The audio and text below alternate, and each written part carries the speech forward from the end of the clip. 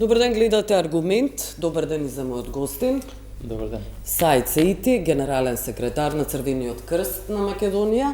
Веќе во најавата за вести кажав дека пред неколку дена соопштивте дека досега се собрани 2,5 милиони евра. Останати се всушност 753.946 евра, практично скоро 800.000 евра на сметка на Црвен крст. На сметката ли се тие пари? Да, секако се на сметката, значи, добро и рековте, 156 милиони денари се собрани досега, од кои во повеќе наврати досега, согласно потребите на луѓето, се префрлени на нивните сметки 107 милиони денари, цирка се неги она ситните броеви не ги спомнувам во оваа прилика. Сакам да кажам дека од тие 107 милиони, 52 милиони денари се префрлени, 0,38 милиони денари се префрлени на сметките на семејствата на починатите лица од трагедијата во Кочани, 44 милиони денари се префрлени на сметките на лицата, односно семејствата на лицата кои се лекуваа во странство и околу 11 милиони денари пари се префрлени на лицата, односно семејствата на лицата кои се лекуваа во државата. Преостанати се на сметката околу 46 милиони денари.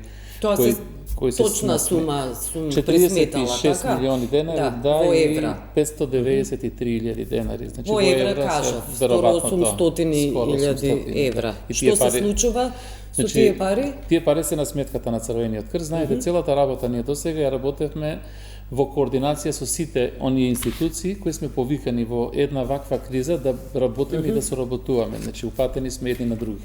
Согласно, појавата на кризата, односно катастрофата во Кочани, некако направени се првичните проценки, бевме сите ние на терен и ја гледавме, следевме ситуацијата и многу брзо после петиот ден од настанувањето на кризата, значи почнавме со дистрибуција на средства за тоа што се оцени дека потребата од таква природа и мораше сето тоа да се направи така. За разлика од досегашната пракса во нашето работење, кога обично се пристапуваше кон префрлување на средствата по ваквите кампањи, по завршување и затварање на кампањата, овој пат поради природата на работата, односно потребите на луѓето, тоа го направивме тековно додека се уште трае кампањата. Во оваа пригода би сакал да кажам дека кампањата се уште отворена.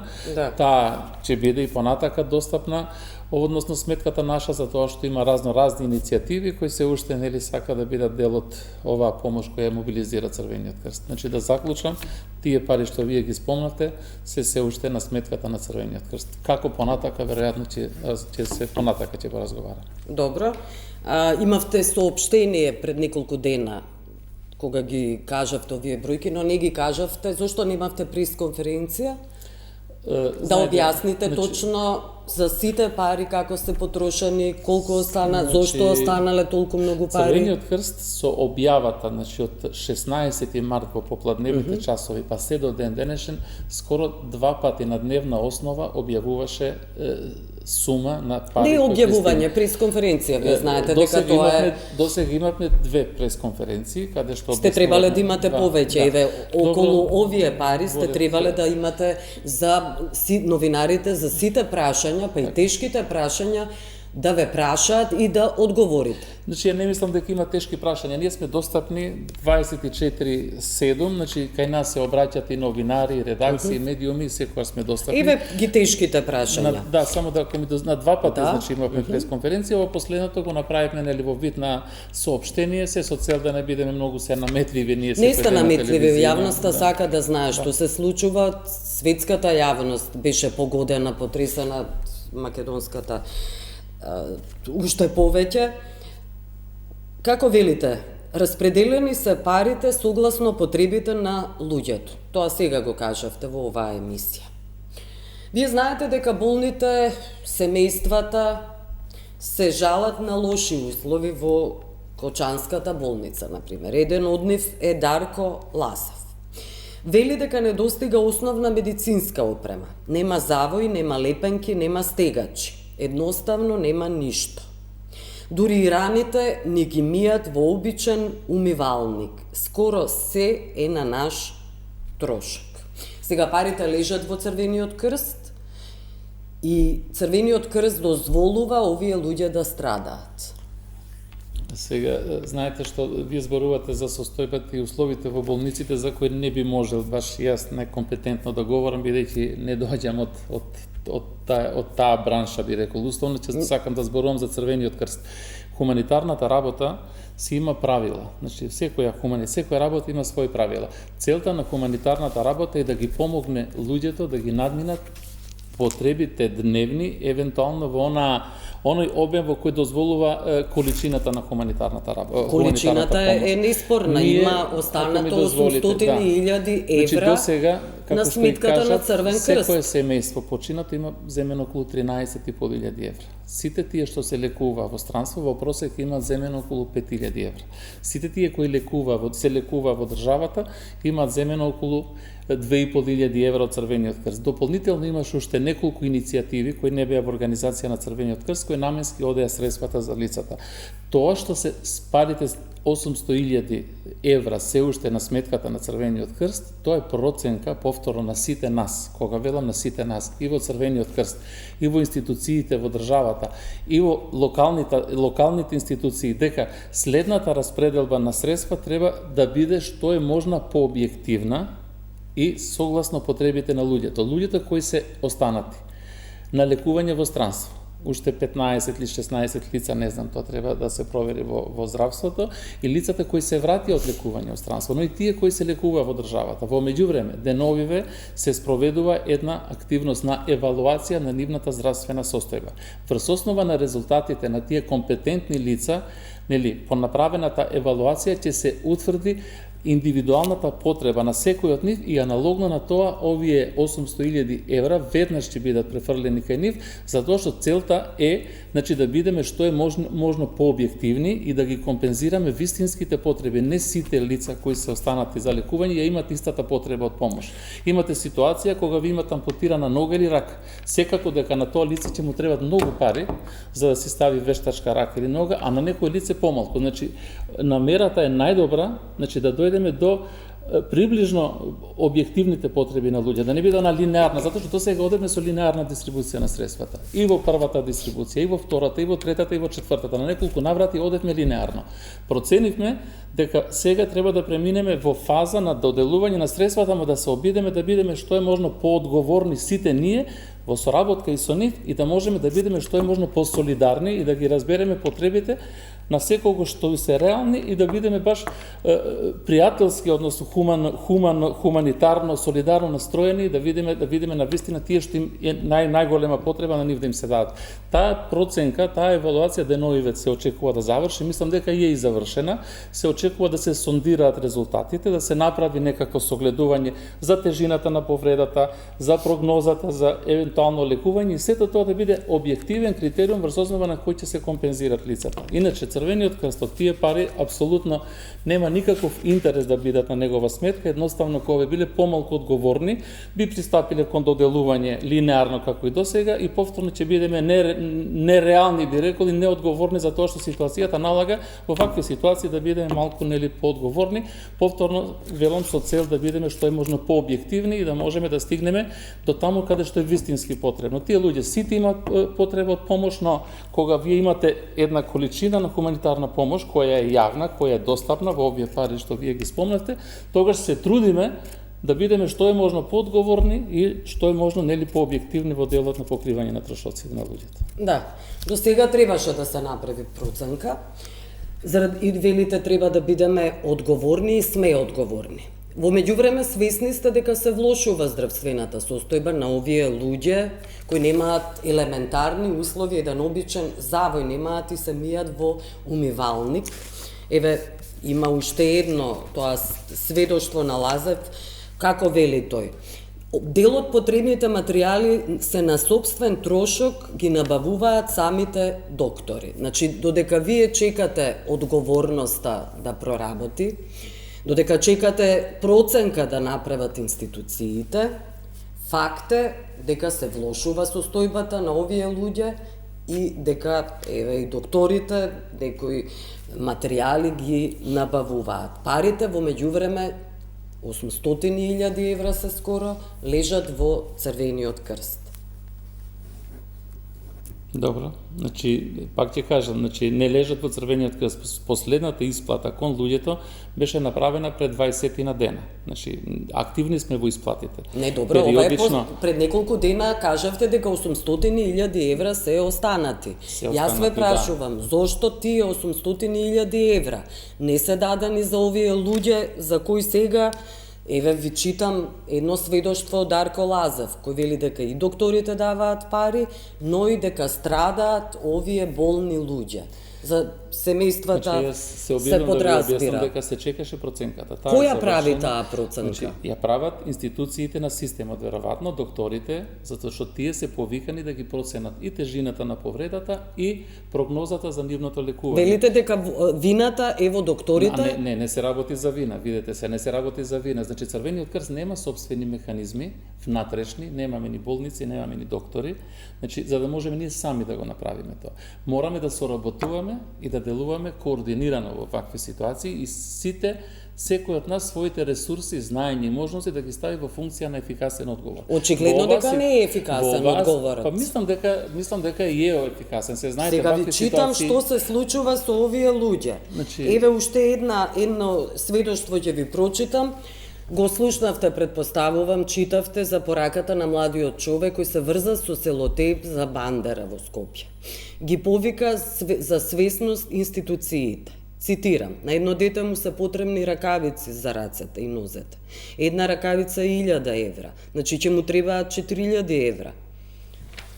Државата ги нема обезбедено тие пари, како што гледаме, 800.000 евра има. Но велите не е до Црвениот крст.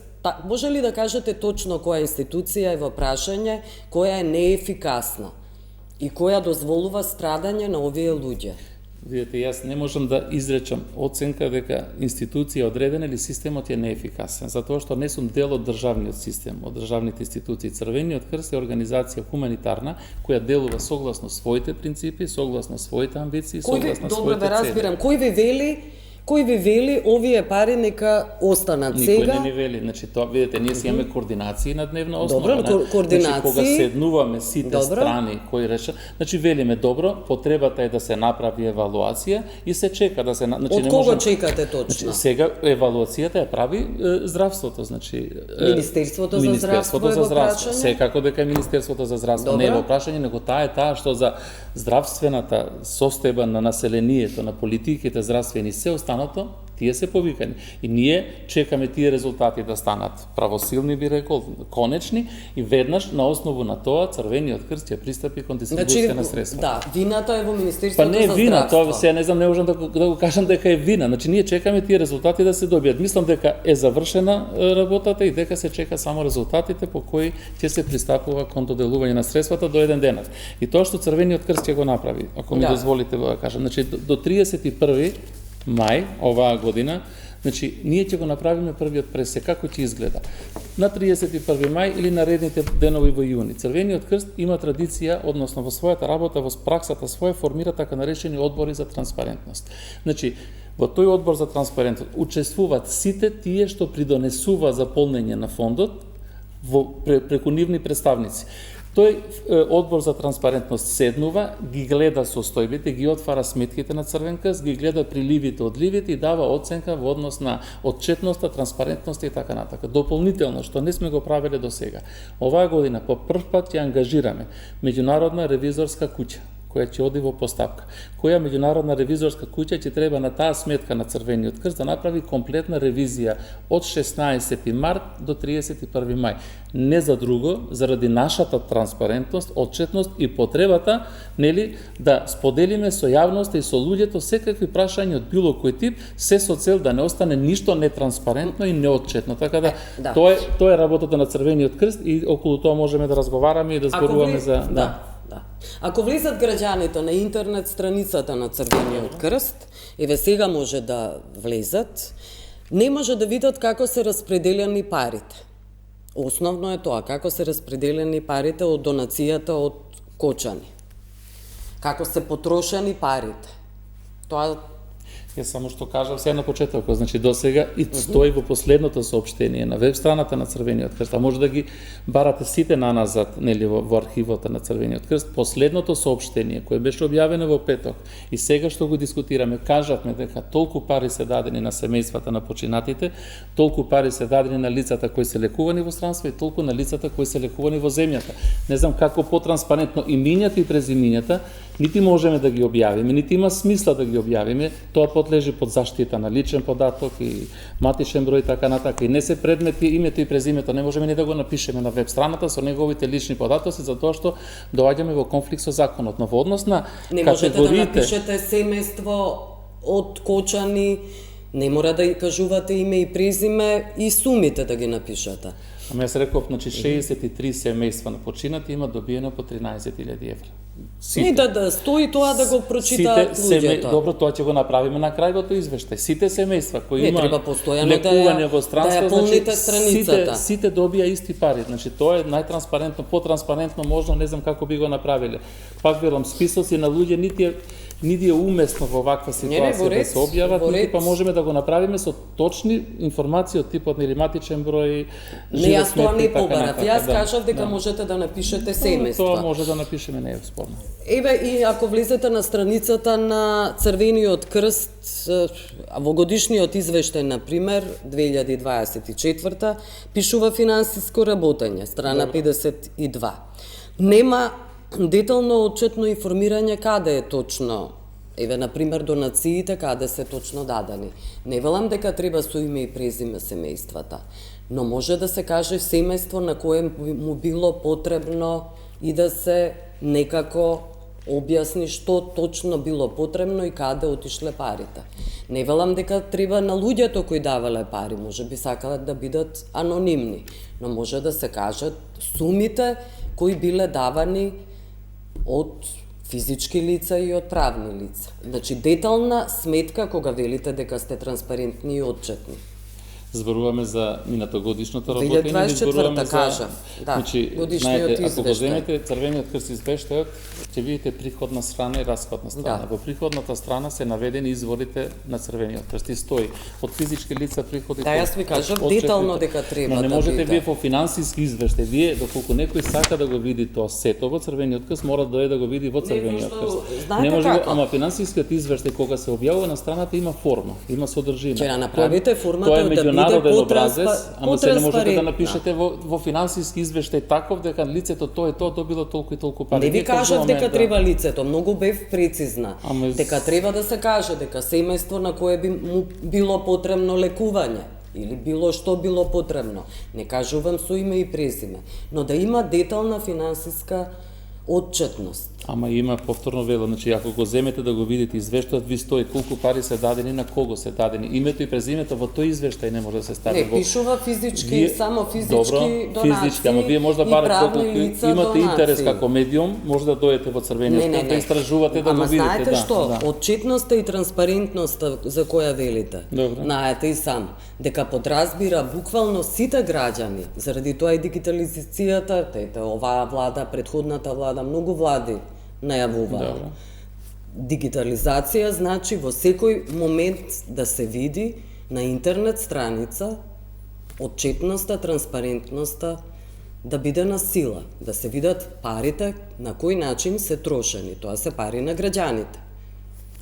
Зборувате за парите овие што се донаторски или парите на Црвениот крст генерално? Генерално за сите пари говориме. Парите на говориме. Црвениот крст не можеме така да ги означиме како пари на граѓаните. Тие се пари кои Црвениот крст ги обезбедува по разни основи. Граѓаните како граѓани не учествуваат. Основите. Значи, основите на Црвениот крст има повеќе. Една од основите Не, ама јас сега говориме, извинете, за интернет страницата, дека мора да ја парите на граѓаните, не се тоа пари на граѓаните во таа смисла, да. Во донациите се, останатите пари на граѓаните велите дека не се. Билјана, значи ние во нашето работење, јас не можам да ги донесам сите ревизорски извештаи на сите донатори што дават во Црвен крст пари, секој од нив прави ревизорски извештај. Значи ни еден денеска не ви дава пари, ама никој буквално, вам еве ви пари, трошете ги. Секој донатор во Црвениот крст, надворешен, и внатрешен. Има собствена, они самите си прават ревизија на трошењето на парите. И они си го имат ревизорскиот извештај кај нив и доколку има забелешки, тоа ќе ви го наведат во ревизорскиот извештај. Ако одите понатак и во извештајот на Црвениот крст имате ревизорски извештај, нели, за работењето на Црвениот крст. Да, има ревизорски, но јас ви велам дека треба да биде потранспарентен. Ама добро, доколку има забелешки кон вашето работење, тој ќе ви го стави во забелешката.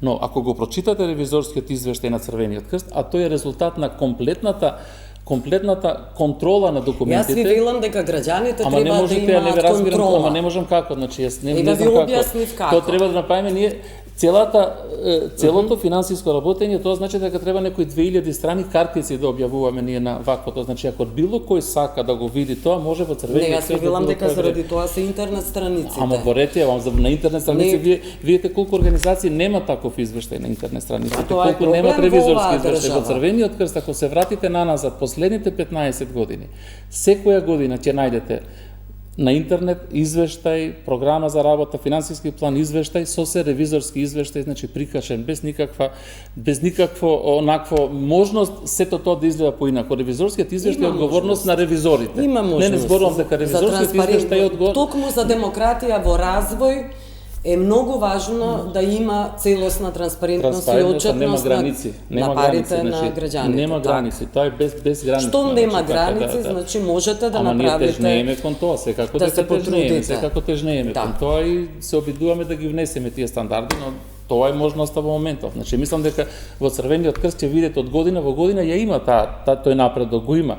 Во колку, како, тоа треба вие да процените како јавност, мислам дека проценив дека треба да биде потранспарентно, секако дека тоа ќе се земе во предвид како совет, но попрецизно да биде како одат парите на граѓаните. Пак ќе кажам, тоа се толку ситници во денот што вие за да објавите таков извештај кој земал 2000, 1000 денари, 500 денари, ви треба некои 1000 страни да напишете извештај. Да. Добро. Јас благодарам што бевте гостин. Благодарам што не гледавте, пријатно.